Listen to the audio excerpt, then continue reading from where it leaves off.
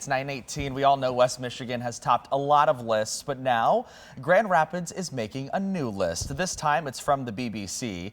Grand Rapids sits at number 4 on the British Broadcasting Company's list for best places to travel in 2025, where to go in the U.S. for an enriching family trip. The author of the list, Amelia Edelman, joins us now live. Amelia, good morning to you. Thanks for being with us. I've just my first question. Why Grand Rapids at number 4 on this list? This is pretty high ranking for us. Yeah, well, thanks for having me. It's really cool to be here. This ranking list, I dove into it really based on my own experience traveling with my 2 kids. I was a single mom for a long time.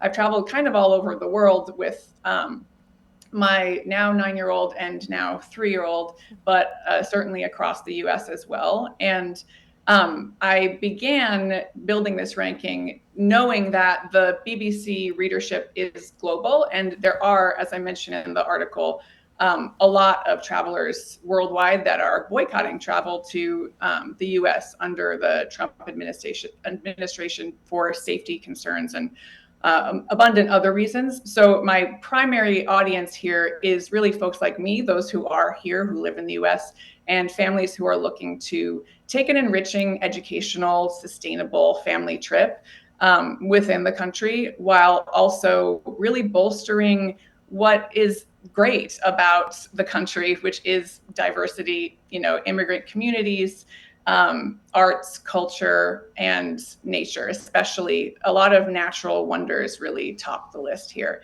And Grand Rapids is a city, but it has such proximity to great natural wonders, really fantastic culture. As you can see, if you have looked at the article, I could barely fit all the museums in one paragraph. There's so many museums in Grand Rapids. And it's just a place that I have really loved to return again and again with my whole family. Yeah, Frederick Meyer Garden, speaking of that, that was one of the places that you listed. You also listed the John Ball Zoo. I mean, so many of our great amenities here. Of course, we have the Presidential Museum downtown. You're right, Grand Rapids is a city. We have a lot of different things within our vicinity, Lake Michigan. So I think we're pretty happy that you included us here. Yeah, absolutely. What are some of the things, that stood out to you most about this area? Well, what I think it's something that I'm really trying to promote as a travel journalist, who I feel like I have this weird power to be like telling people where to go and they actually listen to me. It's strange. I really want to find these sort of middle grounds, because over tourism is a big problem worldwide, but also in the US.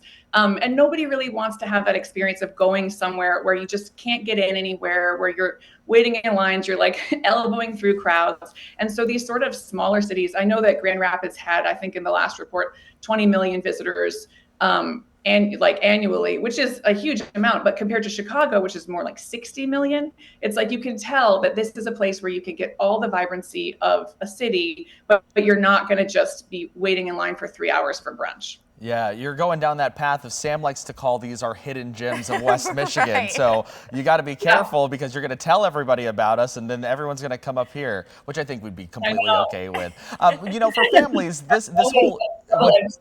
Yeah.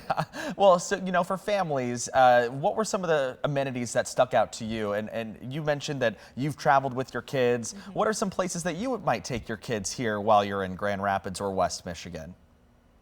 Always Meyer Gardens. I love the Children's Museum.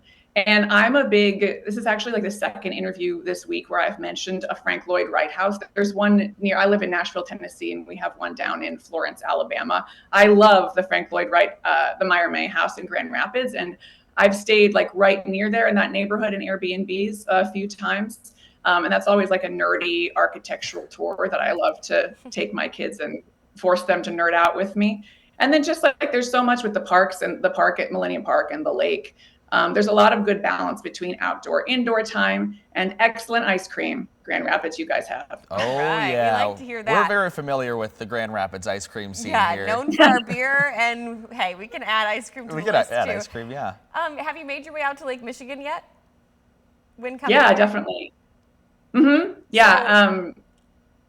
Sorry, a lot of times viewers don't necessarily realize like the Great Lakes here in Michigan are just such a gem and that they're almost like a little miniature ocean. Can you fill people in on that?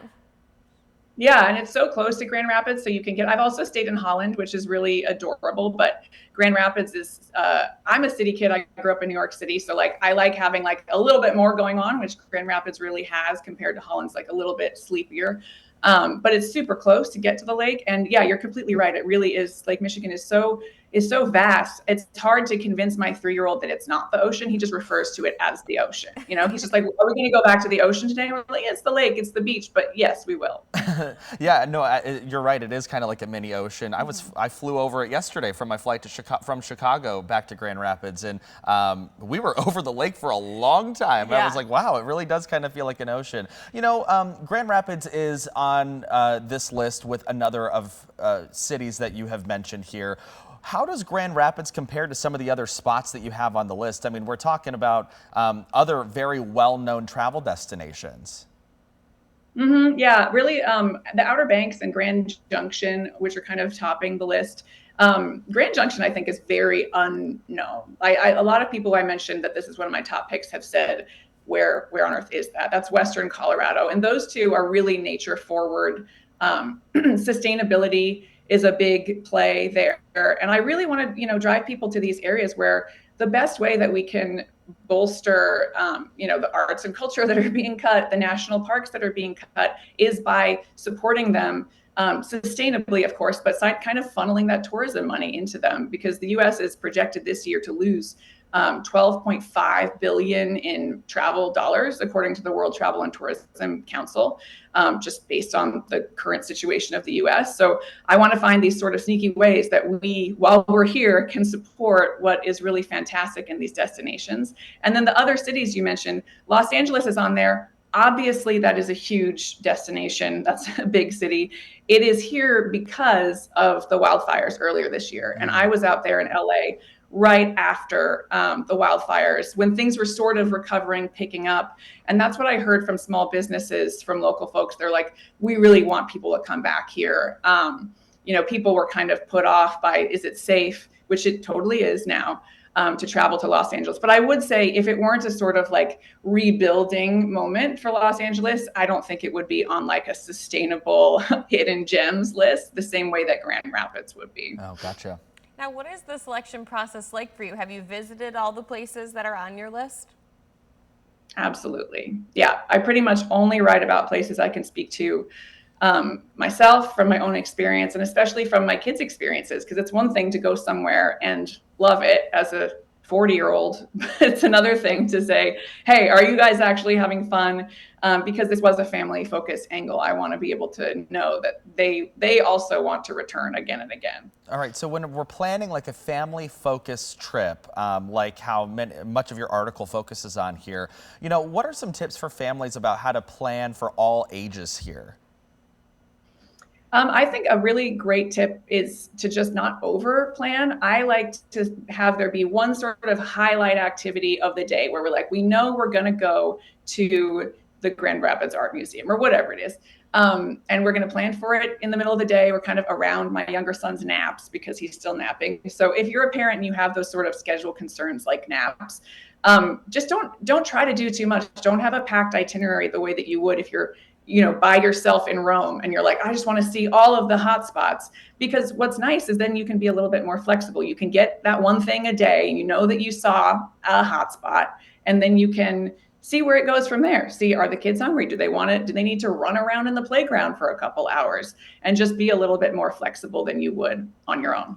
Yeah. What are some other places that you hope to visit next? I mean, obviously, you said that you're a traveler. You like to go places. What are some places on your list next that you might want to recommend to somebody? Well, I just said Rome in my example because I am heading there. I've been to Italy, but I've never been to Rome. And I'm going to Viterbo, which is about an hour and a half from Rome. And I'm bringing my older son, who's 9.5, because it's just me, and I didn't want to go with both kids and one pair of hands. So yeah. I took the easy one. Absolutely. That's understandable. Anything else that you want to get out there to our viewers today?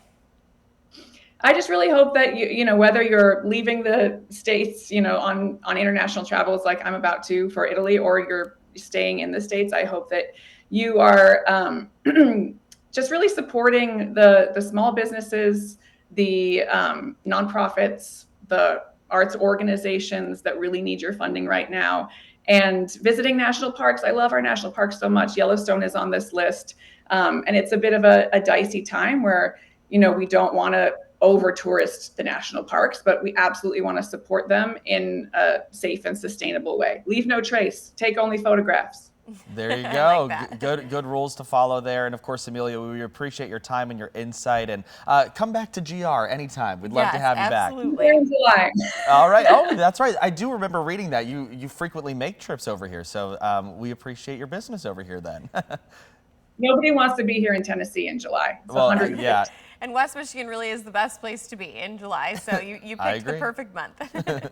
All right, Amelia, thank you so much.